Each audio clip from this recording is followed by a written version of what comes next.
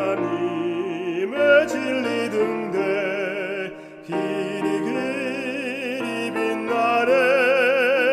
등대지기 귀한 직분 우리에게 주셨네.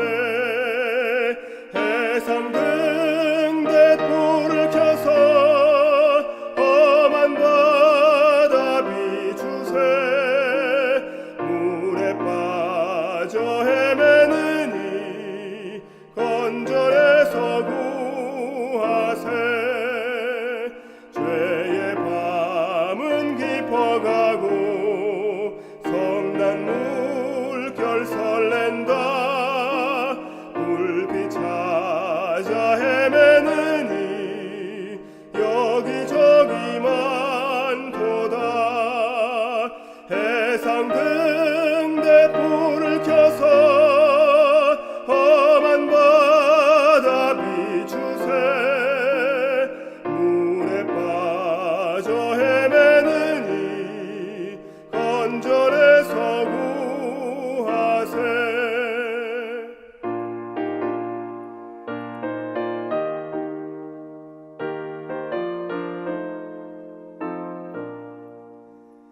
약한 불을 도두어라. 풍파 속에 빠지니 살 길 찾아 애를 쓰니 흑암에서 구하세.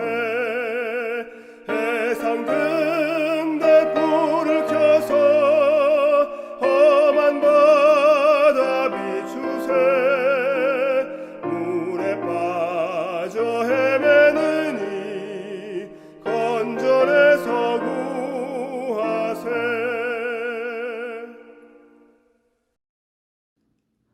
살아계신 하나님, 주님의 보호하심으로 한 주를 무사히 잘 보내게 하시니 감사합니다. 안식일을 기억하여 잘 지키고 주님 안에서 평안을 누릴 수 있게 해주세요. 우리가 주님의 말씀을 더욱 사모하고 주님을 향한 믿음을 잘 지킬 수 있게 해주세요. 살아계신 예수님의 이름으로 기도드립니다. 아멘. 호남 36 성도 여러분, 안녕하십니까? 함께 성전에 모여서 힘차게 찬양했던 것, 또 뜨겁게 아멘하며 말씀 들었던 것, 유쾌하게 진행했던 안교 순서들, 그리고 푸짐한 점심 식사 모두가 참 그립습니다. 이 사태가 속히 끝나기를 소망합니다. 이 시간에는 표대를 향하여 라고 하는 제목으로 우리 하나님의 뜻을 잠시 살피도록 하겠습니다. 오늘 주제 말씀으로 빌립보서 3장 14절을 보겠습니다. 표대를 향하여 그리스도 예수 안에서 하나님이 위에서 부르신 부름의 상을 위하여 달려가노라. 터미네이터 영화로 유명한 아놀드 슈워제네거라고 하는 사람은 1947년에 오스트리아에서 태어나 어릴 때 가족들이 미국으로 이민을 갔습니다. 그는 청소년 시절에 3가지의 꿈을 가지고 있었다라고 합니다. 이분의 첫 번째 꿈은 헐리우드에서 가장 유명한 액션 배우가 되겠다라고 하는 것입니다. 두 번째는 케네디가의 현명한 여인과 결혼하겠다라고 하는 것입니다. 그리고 세 번째는 2005년까지 그의 나이 58세가 되기 전에 캘리포니아 주지사가 되겠다라고 하는 것입니다.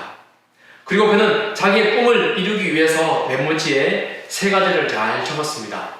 그리고 침대에도 붙여놓고 냉장고에도 붙여놓고 텔레비전, 그 다음에 침대 위 천정에도 자기의 꿈을 적어가지고는 빼곡히 붙여두었습니다.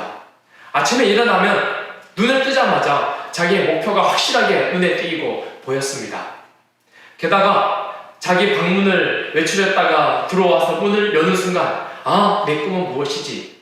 냉장고 문을 여는 순간 그때도 자기의 꿈 3가지가 언제나 기억되고 떠오르게 했습니다. 이분은 첫 번째 헐리우드 액션 배우의 꿈을 이루기 위해서 근육질의 몸을 만들기로 합니다. 보디빌딩을 시작해서 피나는 노력을 합니다.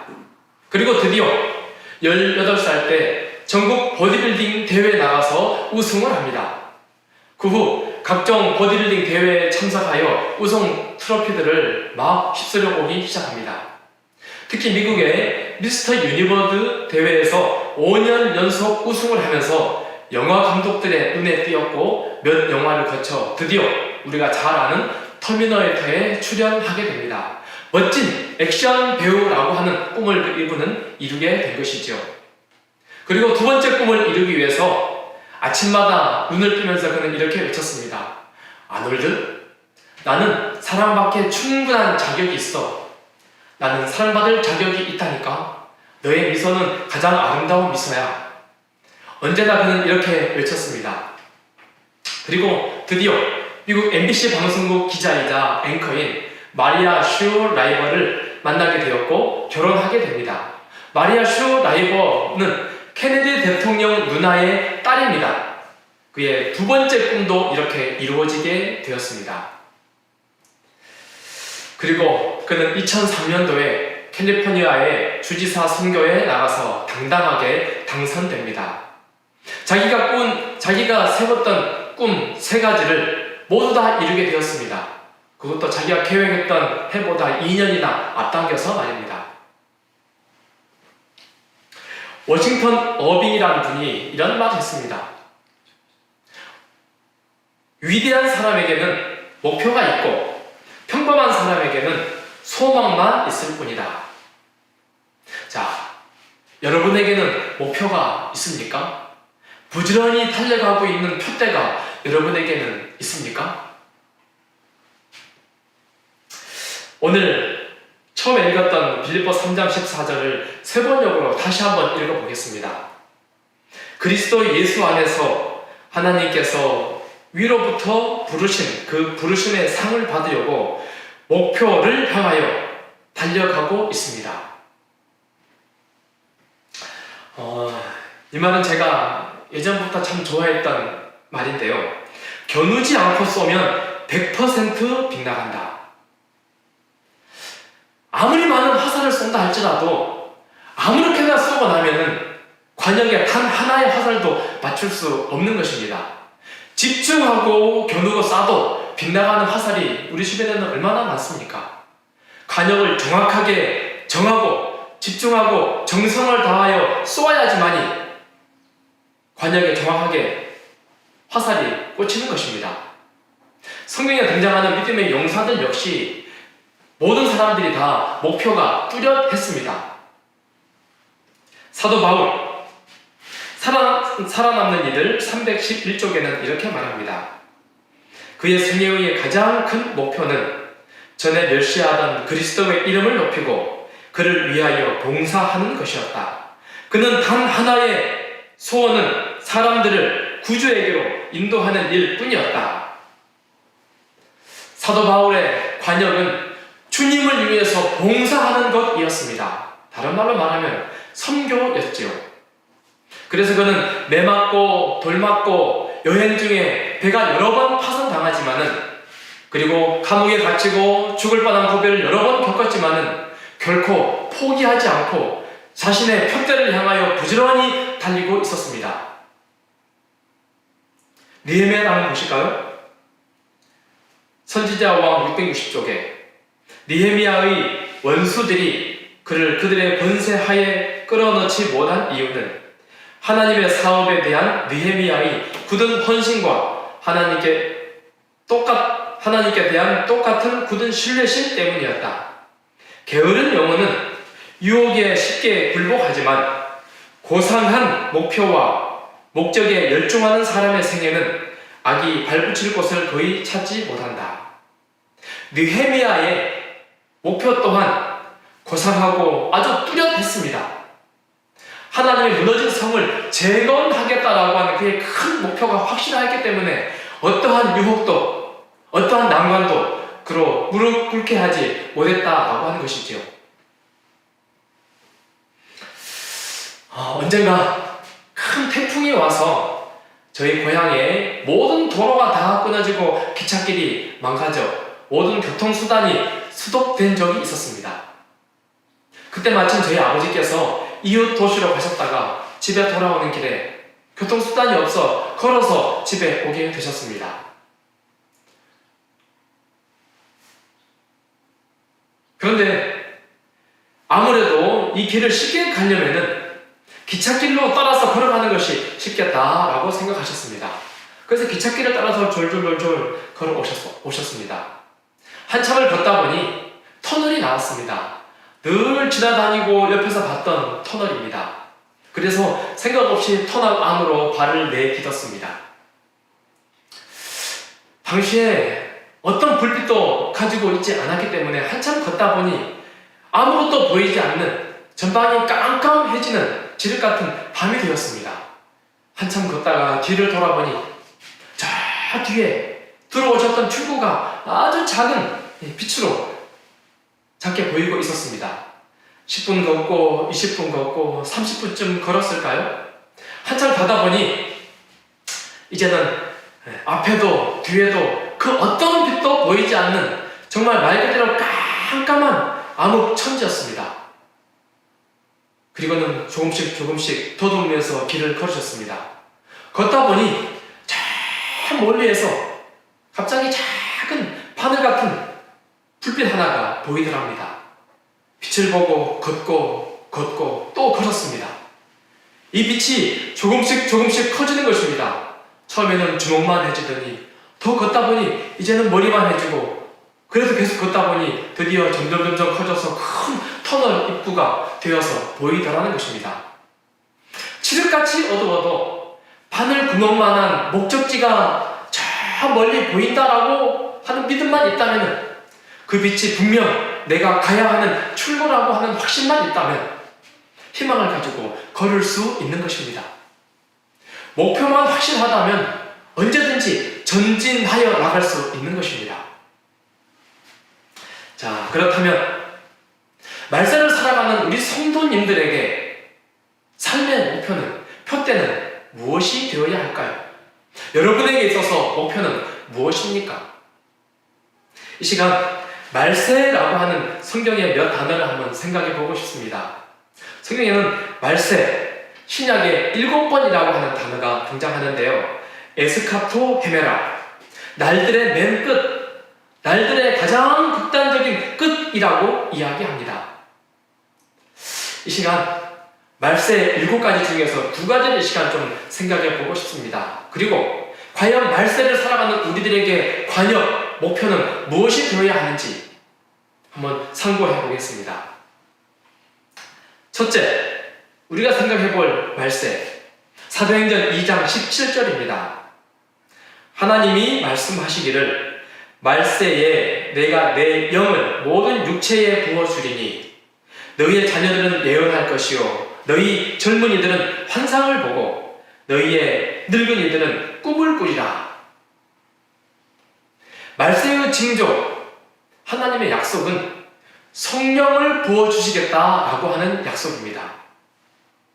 엘렌 화이트는 지금 우리가 살고 있는 이 시대는 성령의 시대이다 라고 하는 말을 참 여러 번 반복해서 사용했습니다. 우리들은 성령의 능력의 시대에 살고 있다. 현재 우리가 살아가고 있는 시대는 간구하는 자들에게 성령의 시대가 되어야 한다. 그렇습니다. 우리가 살아가는 이 시대는 그 어떤 시대가 아니라 성령의 시대라고 하는 것입니다. 과학으로 살아가는 과학의 시대가 아니라 논리로 살아가는 논리의 시대가 아니라 정보기술, IT로 혹은 AI, 인공지능으로 살아가는 그런 시대가 아니라 우리가 살아가는 시대는 말세의 시대, 성령의 시대라고 하는 것입니다. 우리는 최근 바이러스가 얼마나 강력한 힘을 가졌는지 그 위력에 관해서 깊이 체험했습니다. 과학자들이 예언합니다. 기후 환경 변화로 장차 코로나19와는 비교할 수 없는 재앙들이 몰려오고 있습니다.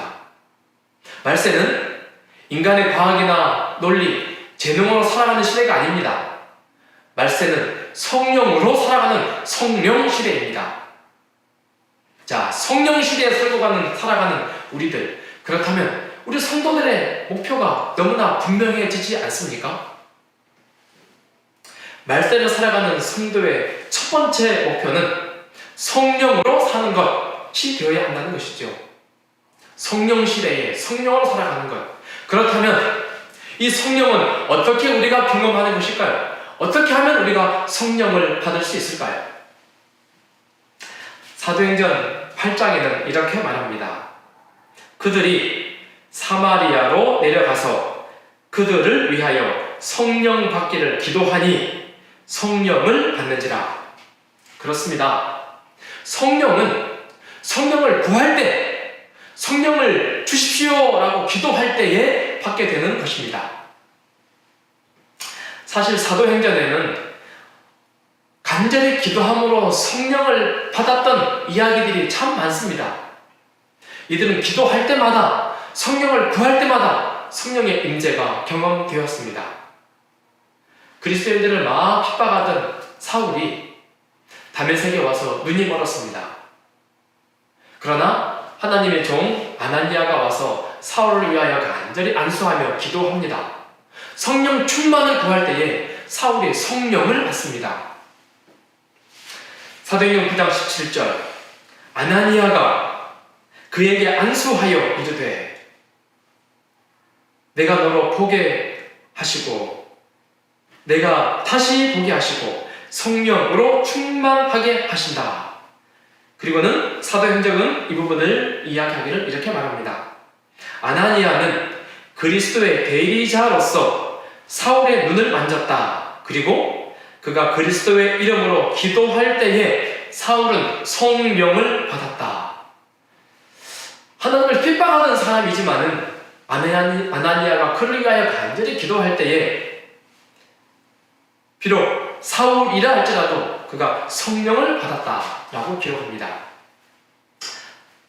자, 사도행전 278쪽에는 또 이렇게 말합니다. 기도로서 성령의 부어주심을 받고 나아갈 때 수고의 결과를 보게 될 것이다.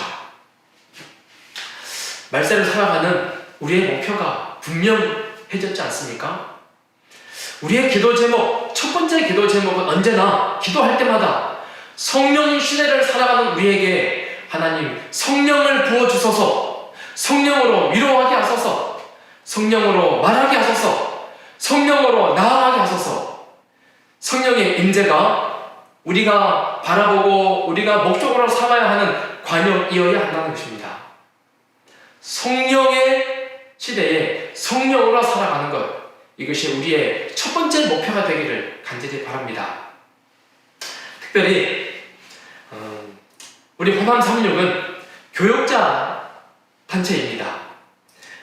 겨누지 않고 쏘면 100% 빗나갑니다. 우리가 무엇을 겨눠야 된다고요? 모든 교역자들은 매일 성령의 침례를 위해 하나님께 탄원해야 한다.